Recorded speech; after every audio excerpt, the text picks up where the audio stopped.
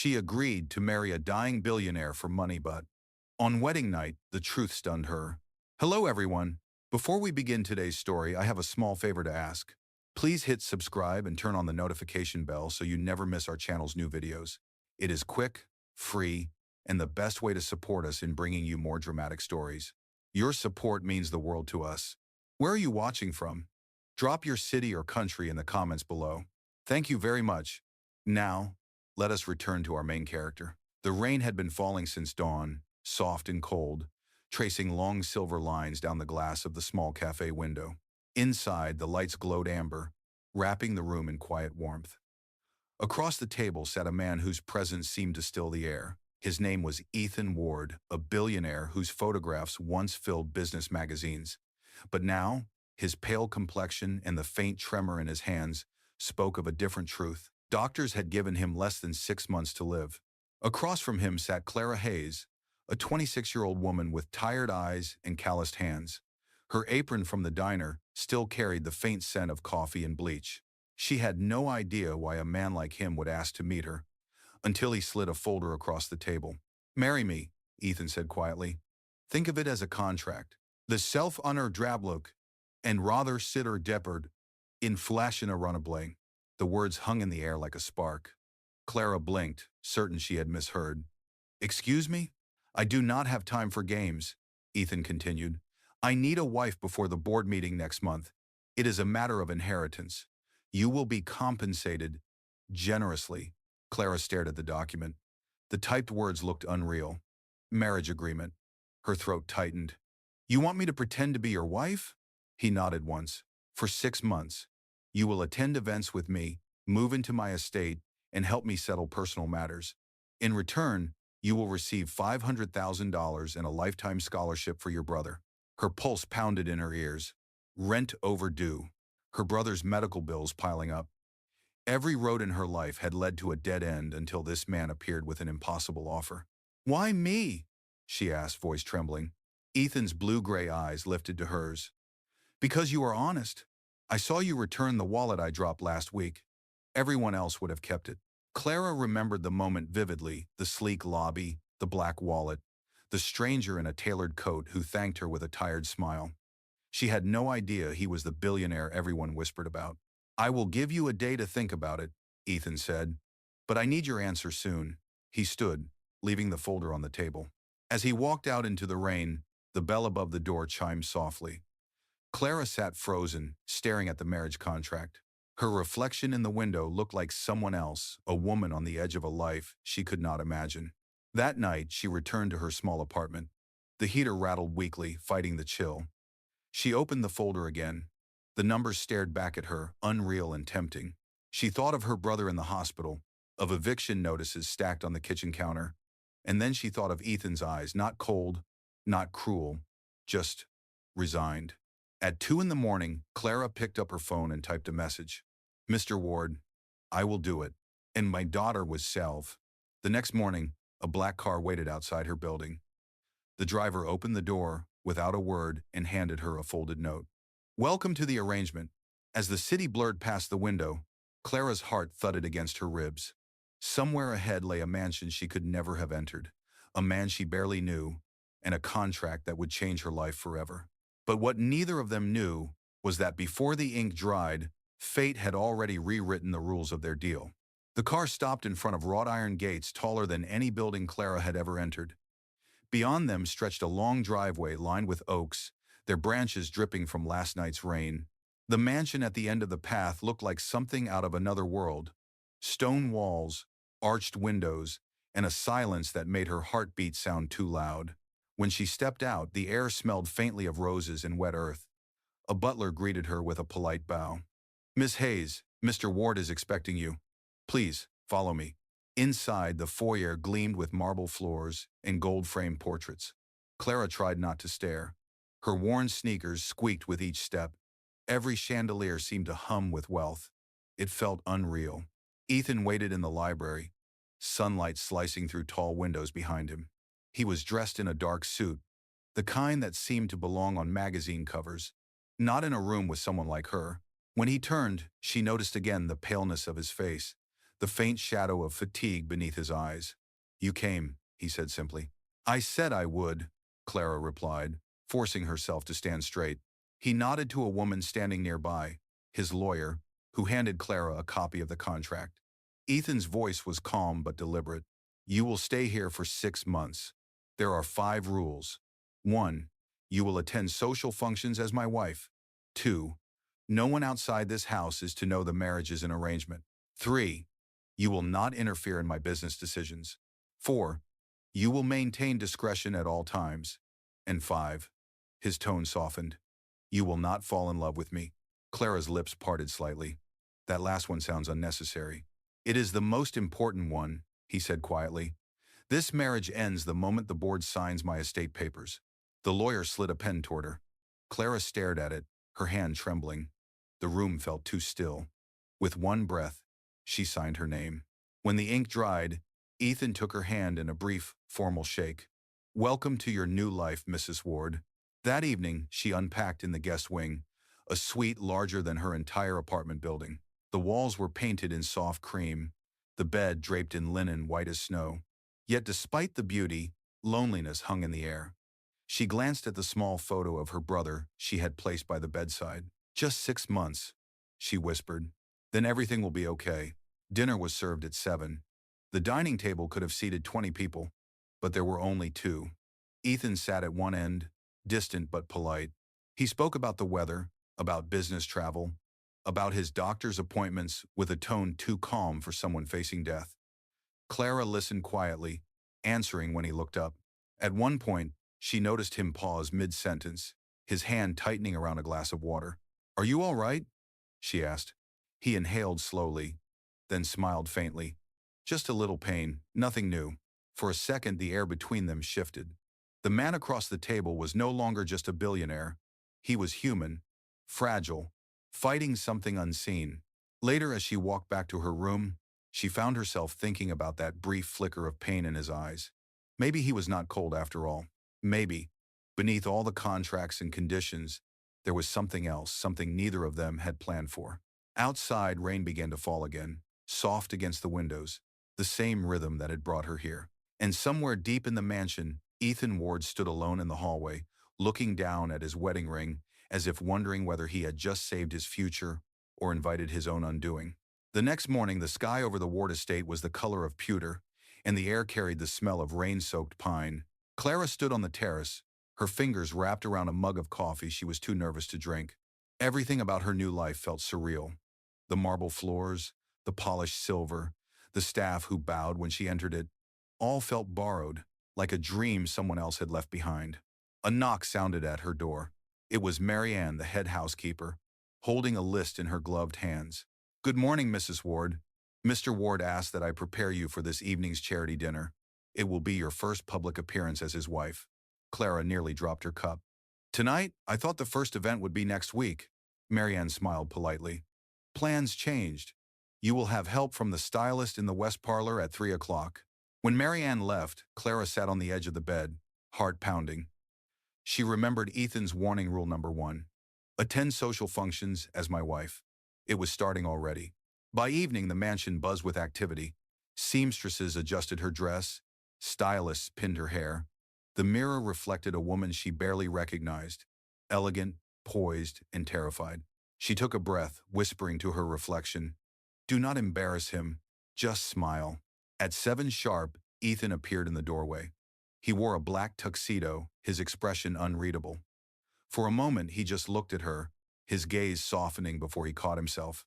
"You look appropriate," he said finally, though his tone carried a hint of warmth he could not hide. "Thank you," Clara managed, clutching her small purse like armor. The car ride to the hotel was quiet, except for the hum of the tires on wet asphalt. When they arrived, cameras flashed like lightning. Reporters shouted his name, and she felt his hands steady on her lower back as they stepped onto the red carpet. "Smile," he whispered, "and remember Mrs. Ward loves her husband." Inside, crystal chandeliers glittered above tables draped in gold. Clara followed Ethan through the crowd, her head spinning with names and titles she could never remember. She tried to keep her posture straight, her smile gentle. Midway through dinner, a woman in a sequin gown approached their table. Her tone was sweet, but her eyes sharp. "Ethan, darling, you did not tell me you remarried so soon." Clara froze. The woman leaned closer, her perfume heavy with mockery. "Last time I saw you, you said love was a waste of time." Ethan's smile never faltered. "That was before I met my wife." He turned slightly, his hand brushing Clara's. "Clara, this is Vivian Brooks, a former business associate." Clara extended a hand politely, even as her pulse raced. "It is lovely to meet you." Vivian's eyes glided over her dress, then back to Ethan. "She is unexpected." Before Ethan could respond, Clara smiled, voice calm but clear. Maybe that is what he needed, something unexpected. For a moment, Vivian blinked, caught off guard. Then she forced a smile and drifted away. Ethan's hand lingered on the tablecloth, fingers brushing hers just enough for her to feel the tremor. "You handled that well," he said quietly. Clara exhaled. "I guess that means I passed the first test?" He gave a small nod, eyes distant. "Better than I expected." When the event ended, the car ride back to the mansion felt different. The silence between them was no longer awkward but heavy with something unspoken. At the door, he turned to her. "You did not have to defend me back there." She met his gaze steadily. "Maybe I was defending myself too." For the first time, Ethan smiled, not the polite, practiced kind, but something real and fleeting. And in that single moment, Clara felt the walls around their deal shift. Just a little, as if the contract between them had begun to crack. The following days in the Ward mansion unfolded like pages of a script Clara had never rehearsed for. Every morning she woke to the quiet hum of the estate, the smell of fresh lilies in the hallway, and the echo of her own footsteps on marble. Ethan kept a strict schedule, meetings, doctor visits, business calls that lasted late into the night. She was there beside him in public, smiling when cameras flashed, pretending their marriage was real. Yet behind closed doors, they lived like strangers connected by paper and silence. One afternoon, Clara found herself in the sunroom, a book open but unread in her hands. Through the tall windows, she could see Ethan in the garden, speaking to his assistant. He moved slower than before, his hand pressed against his ribs every few minutes. When he caught her watching, he gave a faint nod and went back to talking. Something inside her tightened. He looked lonely, and for the first time, she wondered if his illness hurt more than his pride would ever admit. That evening after dinner, Ethan surprised her with a request. "Would you join me for a drive?" The night was cool, and the roads beyond the estate stretched beneath a blanket of stars. Neither spoke for a while. The city lights shimmered in the distance like a memory. Finally, Ethan said quietly, "I used to drive out here with my mother when I was a boy. She would tell me to chase the lights. She said they looked like possibilities." Clara turned toward him. "You do not seem like someone who believes in chasing anything anymore." He gave a short laugh. "I have been running all my life. I just ran out of time." The words hit harder than she expected. The quiet that followed was gentle, not awkward. She realized that for all his wealth, Ethan carried an emptiness deeper than her poverty had ever been. When they returned, he walked her to the grand staircase. Before parting, he paused, his voice softer than before. "Thank you for tonight. It was the first time I have felt normal in years." That night, Clara could not sleep. She sat by the window, the moonlight tracing silver lines across the floor. She thought about the rules he had written. No emotions, no love, and how easily they were starting to blur. The next morning, Marianne handed her a schedule. "Mr. Ward would like you to attend the company's charity gala tomorrow evening. The board will be there." Clara hesitated. "Is that a good idea? People will ask questions." Marianne smiled knowingly. "That is the point, Mrs. Ward. They must believe everything is perfect. It matter all, Dawn." The following day, as she prepared for the gala, the house buzzed again with stylists and tailors. When she stepped out of her room in a navy gown that shimmered like midnight water, even the butler froze. Ethan descended the stairs slowly, his eyes never leaving her. "You look," he paused, searching for the right word. "Like you belong here." Clara smiled faintly. "Do I?" He nodded once. "More than you think." At the gala, the flash of cameras greeted them once again. The ballroom glowed with chandeliers and whispers. Ethan introduced her to the board members, his hand occasionally resting on hers as if the gesture had become second nature. The rhythm of the evening almost felt real until a voice broke through the music. "Mr. Ward," a reporter called out, "is it true your marriage was arranged?" The room fell silent. Ethan's jaw tightened. Clara's pulse thundered. Without missing a beat, she stepped closer to him and smiled for the cameras. Arranged? Only by fate, she said softly, her hand sliding into his. The crowd murmured approvingly. Ethan turned slightly, his eyes meeting hers with quiet astonishment. For a moment, the line between performance and truth disappeared entirely. When they returned home that night, neither spoke. But as Clara passed him in the hallway, his hand brushed hers, not by accident this time. And when he whispered, "Good night," it sounded less like routine and more like a promise neither of them was ready to admit. The morning after the gala, the mansion felt unusually still. The staff spoke in hushed tones, and the echo of footsteps faded quickly down the hall. Clara sat by the window in the breakfast room, her untouched tea growing cold. Last night kept replaying in her mind the flash of cameras, Ethan's steady hand in hers, the way his eyes had softened when she spoke. It had felt real, dangerously real. Ethan entered quietly, dressed in a charcoal sweater instead of his usual tailored suit. The sharpness of his business persona was gone. He looked like a man who had not slept. "You handled yourself well," he said, pouring his own coffee. "The board was impressed. They will stop asking questions." Clara smiled faintly. "I guess that means the act worked." He looked at her then, really looked, and for a brief moment, his expression changed something gentle, almost protective. "It was more than an act," he said softly, then turned away before she could respond. The day stretched long. Clara wandered the halls, stopping before the portraits that lined the main staircase. Every frame told a story of wealth, power, and loneliness. Then she noticed one painting unlike the rest. A young woman sitting under a tree, laughing, sunlight caught in her hair. Ethan's mother. The signature read, E. Ward, age 12. He had painted it himself. That evening she found Ethan in the same library where their contract had begun. Papers were spread across the desk, but he was staring at nothing. "Are you all right?" she asked quietly. He looked up, startled. "It is just business. The doctors, the board, everyone wants something." Clara walked closer, her voice calm. "Then maybe stop being what everyone expects. For one night, just be Ethan." He gave a short, surprised laugh. "And who is Ethan, exactly?" "It is not Tumaine, someone who forgets to breathe when he looks at the stars," she said, glancing toward the tall windows where the night sky glimmered beyond the glass. Ethan hesitated, then reached into his pocket and pulled out a small key. "Come with me." He led her down a narrow hallway she had never noticed before. Behind a locked door was a private gallery, unfinished canvases stacked against the walls, the air smelling faintly of turpentine and dust. "You paint," she whispered. "I used to," he said. "Before the board meetings, before the money. I told myself I would start again when I had time. I never did." Clara moved closer to one of the canvases, running her fingers along the edge. It showed a quiet lake under a stormy sky, half complete, beautiful in its imperfection. "Maybe time is not what you are running out of," she said. "Maybe it is courage."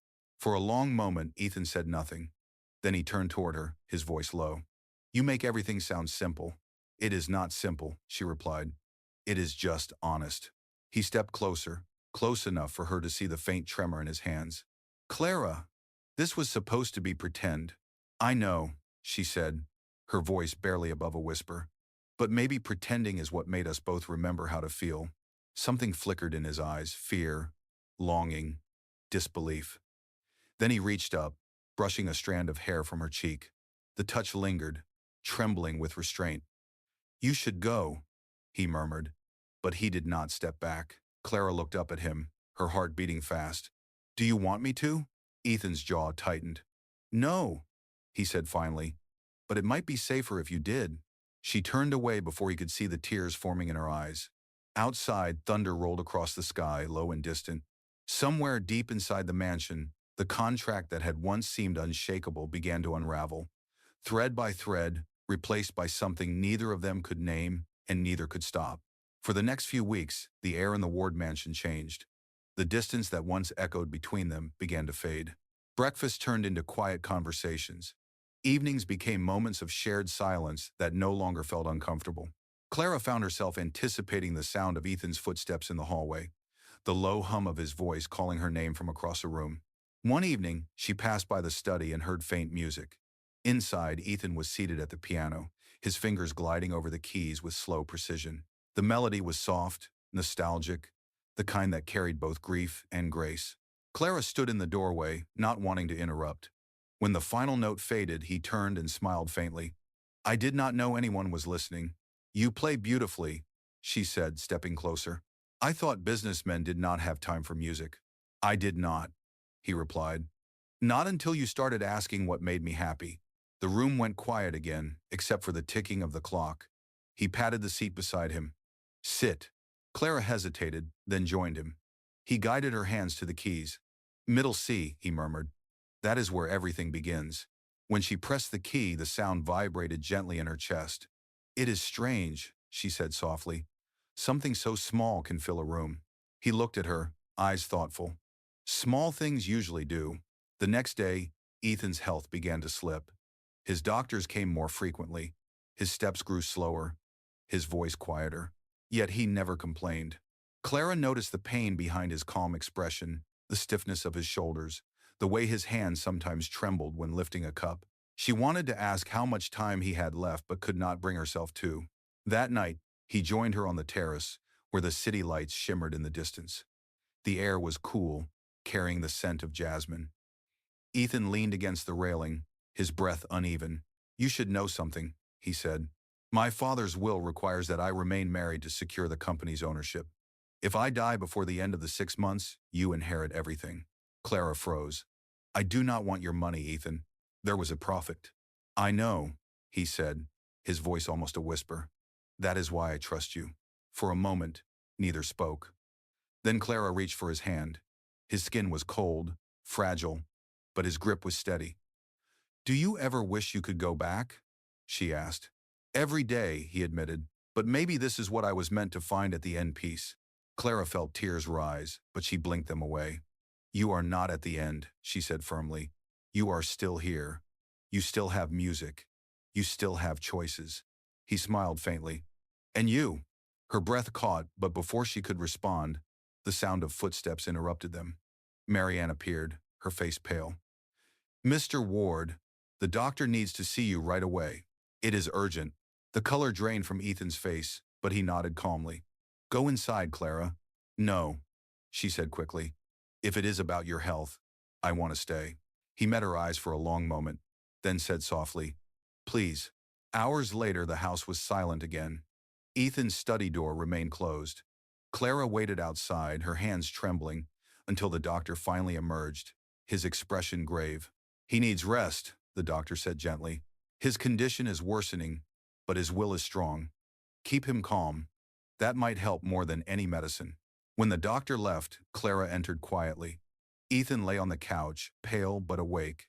His gaze found her immediately. "You should not look so worried," he murmured. She knelt beside him, unable to hide the tears this time. "I am not ready to lose you." He lifted a trembling hand, brushing her cheek with a tenderness that broke her heart. "Clara, we were never supposed to be real," he said, his voice rough. "But somehow you became the only real thing I have." She held his hand against her face. "Then do not leave. Stay and fight." He smiled faintly. "I will try. For you." That night she stayed by his side, refusing to leave. The storm outside raged against the windows, thunder rolling through the halls. Every time he stirred, she whispered softly to calm him, holding his hand as if her touch alone could keep him tethered to life. When dawn finally broke, light spilled into the room like mercy. Ethan slept peacefully, his breathing steady again. Clara sat in the armchair beside him, exhaustion pulling at her eyes, but a quiet smile forming on her lips. Somewhere between the contract they had signed and the promise they never spoke, something sacred had begun to bloom, something no paper could define. She realized then that love was not a deal they made. It was the choice they kept making, moment by moment, even in the shadow of goodbye. A week later, the calm that had filled the mansion began to crack. The news of Ethan's illness had quietly leaked beyond the estate walls. Reporters waited at the gates, and whispers began to circle through the company. Clara could feel the tension rising with every passing day. Ethan tried to stay composed, but the phone calls grew longer, the arguments sharper. One afternoon, she overheard his lawyer speaking in the foyer. "If the board proves this marriage was arranged, the inheritance clause will be void." Mr. Ward could lose everything, and so will she. Clara stepped back before they saw her, her heart pounding. The word arranged echoed like thunder. She thought of the gala, of the cameras, of how easily rumors could twist the truth. Everything they had built, the fragile peace between them, was suddenly at risk. When Ethan appeared that evening, he looked exhausted. "You have heard the gossip, I assume," he said quietly. "I heard enough to know someone is trying to destroy you," she replied. "Who leaked it?" He hesitated. "It might have been Vivian Brooks. She used to be part of the board, until I refused her proposal years ago. She wants to take control of the company now that she thinks I am dying." Clara's chest tightened. "Then we need to fight back." He shook his head slowly. "If I fight, they will only dig deeper. And if they uncover the contract, it will be over." The silence between them grew heavy. Clara looked at him, her voice trembling. "Ethan, I will not let them use me to hurt you." The next day, she was summoned to the company headquarters for a meeting. Ethan insisted she stay home, but she went anyway. The conference room felt cold and hostile. Vivian sat at the far end, her red lips curling into a smirk. "Mrs. Ward," she began sweetly, "you married Ethan quite suddenly, did you not? Some might call it convenient." Clara met her gaze calmly. "Convenient? Maybe, but sometimes people find each other when they least expect it." Vivian leaned forward. "So it was love at first sight?" "Severed dude ours, with there." Clara did not flinch. "It was honesty at first sight. He saw me for who I was, and I did not ask him for anything in return. That is more than most people in this room can say." The room fell silent. Vivian's smirk faltered, but her eyes gleamed with malice. "Let us hope the press believes that," she said coldly. When Clara returned home, Ethan was waiting in the library, worry etched across his face. "You should not have gone," he said. "I had to," she answered softly. "They needed to see that I am not ashamed of what we are." Ethan ran a hand through his hair. "You do not understand. Vivian is filing a petition with the court. She is claiming our marriage was fraudulent, and mas to a gratter, win whale." Clara's heart sank. "Can she do that?" "She can try," he said grimly. "And if she succeeds, you could be charged. They would call you a con artist." For a moment, neither of them spoke. The rain outside had started again, tapping softly against the windows. Then Ethan stepped closer, his voice low. "I will end this. I will tell the truth, even if it costs me everything." Clara shook her head. "If you do that, they will tear you apart." "I would rather lose everything than let them touch you," he said firmly. The room seemed to hold its breath. She wanted to protest, but his eyes silenced her. Beneath the exhaustion, beneath the pain, there was still the man she had married, the man who had learned to love her without meaning to. That night, as Ethan prepared the statement that would expose the contract, Clara stood at the window, watching lightning cut across the dark sky. Somewhere deep inside, she knew the moment of truth was coming, and whatever happened next would change both of their lives forever. The next morning, the Ward estate was buzzing with tension. Ethan's statement was scheduled to be released at noon.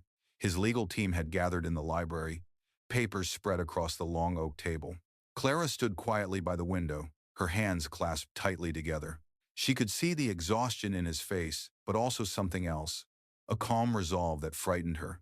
When the clock struck 12, Ethan dismissed everyone except her. The air between them felt heavy with what neither dared to say. "Once this goes public," he said softly, "Vivian will have no power left, but the world will know everything, including how we began." Clara swallowed hard. "Then they will think I married you for money." He stepped closer, his voice low and steady. "Let them think what they want.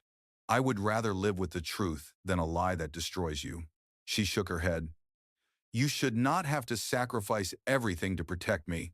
He gave a faint, weary smile. "I already did, the moment I met you." At that moment, the sound of tires screeched outside the gates. Reporters shouted, cameras flashed. Vivian Brooks had arrived with 2 board members and a folder clutched in her manicured hand. The butler rushed into the room. "Sir, they insist on seeing you immediately." Ethan looked at Clara, then straightened his tie. "It seems the storm came to us after all." Minutes later, Vivian entered the library, her heels clicking sharply on the marble.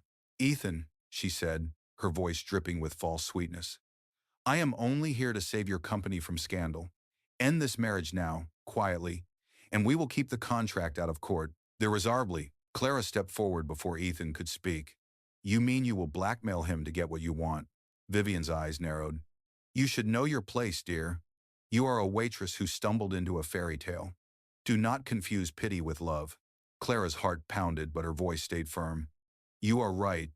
I was a waitress, but I earned every breath of the life I have now.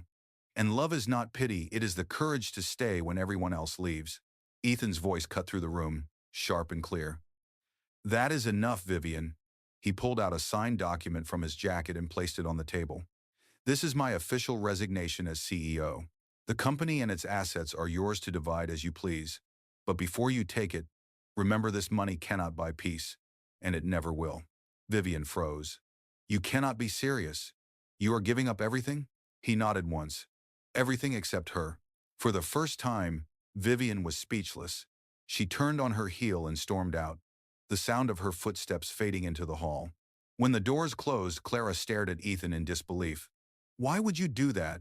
You built that company from nothing. Ethan exhaled, his voice quiet but steady. Because I built it to prove I was worth something. And I finally realized I do not need to prove it anymore. A 20 down is slider grum. Tears welled in her eyes as she whispered, You could have lost everything. He smiled faintly. Maybe I found something better. Suddenly, his legs gave way. Clara caught him as he collapsed, his body trembling with weakness. Panic surged through her. Ethan, stay with me. He tried to speak, his breath shallow. Do not. Call the hospital. I just need a minute. Clara held him tightly, tears spilling down her face. You are not allowed to leave me. Do you hear me? Not like this. His eyes fluttered open, meeting hers. Then promise me something, he whispered. If I do not wake up, live your life. Do not let this contract be your chain. She shook her head fiercely. You are not dying, not today. But as his eyes closed and the sirens echoed in the distance, Clara realized that love, real love, had finally broken every rule they had written and rewritten every line of their story. The storm that followed that night left the ward estate shrouded in silence. Hours had passed since the ambulance took Ethan away. Clara sat in the hospital corridor, her hands clasped together so tightly that her knuckles turned white. The doctor's words echoed in her head, critical condition. Limited time, do not lose hope. She had never prayed before, but now every breath became a silent plea for him to stay. When the door finally opened, the doctor stepped out, fatigue etched across his face. He is stable for now, he said gently, but his body is tired. It will depend on his will. Clara nodded, unable to speak. She entered the room quietly. Ethan lay pale against the white sheets, his breathing shallow but steady. Machines beeped softly in rhythm with his pulse. She sat beside him and took his hand. You kept your promise, she whispered. Now keep one more, wake up. Days turned into weeks. Clara refused to leave his side. She read to him, talked to him, played the soft piano pieces he loved. The staff at the hospital began calling her the wife who never gave up. Every evening she watched the sunset paint the city in gold and whispered, You are still here, Ethan. I can feel it. Then one morning, as dawn light spilled across the floor, she felt his fingers twitch. Her breath caught. Slowly, his eyes opened, dazed but alive. Clara? He murmured. Tears streamed down her face. You came back, she whispered. You really came back. He tried to smile. You told me not to die. I figured it was safer to listen. She laughed through her tears, pressing his hand to her cheek. You scared me half to death. Weeks later, Ethan was discharged. He was weaker but different, calmer, lighter. The company, now under Vivian's control, sent letters and requests, but he ignored them all. He no longer belonged to that world. Instead, he spent his mornings in the garden and his evenings painting again. One afternoon, Clara found him outside beneath the oak trees with a canvas propped on an easel. The colors were vivid sky blue, sunlight gold, and two figures standing hand in hand beside a lake. At the bottom corner, he had written a single word, promise. He turned when he heard her steps. I never thanked you, he said softly. For what? She asked. For teaching me that love is not a contract, it is a choice. You stayed when you had every reason to leave. Clara smiled, tears bright in her eyes. And you fought when you had every reason to give up. Is as writing did wine. In Mayans. Ethan reached into his pocket and pulled out something small, a simple gold ring. There was a time when I thought love had to be written in ink and sealed with signatures. I was wrong. This time, no contracts, no conditions, just a promise. Her voice trembled. Are you asking me what I think you are? He smiled, a warmth she had not seen in months lighting his face. Marry me, Clara. For real this time. She nodded through her tears, and he slipped the ring onto her finger. The moment was quiet, tender, almost sacred. The wind rustled through the trees, carrying the scent of roses and rain. Months later, a small ceremony took place in the garden, where they first learned to breathe again. No reporters, no lawyers, no contracts, just two people who had survived the wreckage of their own mistakes. As the sun dipped below the horizon, Clara whispered, "You once told me to chase the lights. I finally found mine." Ethan squeezed her hand, his voice steady. "No, Clara, you were the light." And in that moment, surrounded by everything they had lost and everything they had found, their story ended where all real love stories begin, not with an agreement, but with a promise kept.